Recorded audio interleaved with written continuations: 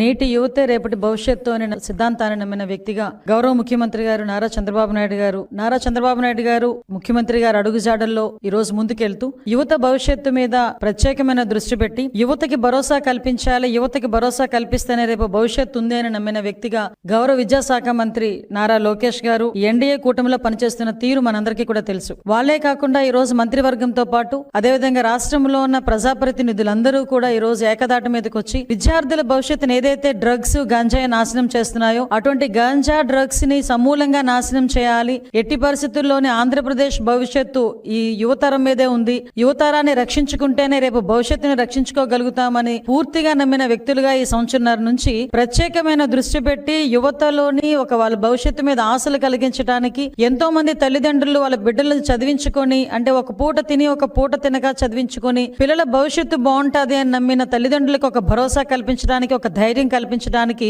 ఈ రోజు ఎన్డీఏ కూటమి ముందుకెళ్తూ పనిచేస్తున్న సందర్భం కూడా మీ అందరికీ తెలుసు. దానిలోంచి పుట్టుకొచ్చిందే ఈగల్ వ్యవస్థ. ఆ ఈగల్ వ్యవస్థని ఈ రోజు స్థాపించిన తర్వాత సుమారుగా 1.5 సంవత్సరం కాలంలోని ప్రత్యేకంగా మేము చెప్పుకోదగ్గది, మేమందరం కూడా గర్వించదగ్గది, గాంజా ఏదైతే కల్టివేషన్ లో జీరో గాంజా కల్టివేషన్ తీసుకురాగలిగే పరిస్థితి ఈ రోజు వచ్చిందంటే ఈ రోజు ప్రజలు, అదేవిధంగా ఈగల్ సంస్థ, అదేవిధంగా ఈ రోజు గౌరవ ముఖ్యమంత్రి గారు డైరెక్షన్ అన్ని కూడా ప్రాపర్ వేలో పనిచేసి డ్రగ్స్ వద్దు బ్రో అనే నినాదాన్ని స్కూల్ స్థాయిలోకి కూడా తీసుకెళ్లగలుగుతున్నామంటే ఇది మా పనితనానికి ఒక నిదర్శనం కింద భావించవచ్చు. ఈ విషయాలని ఇప్పుడు చెప్పుకోవాల్సిన అవసరం ఉంది. అట్ ద సేమ్ టైం నాకు కూడా బాధ్యత ఉంది. ఎందుకంటే ఇదే సందర్భంలో గౌరవ నారా లోకేష్ గారు యువగలం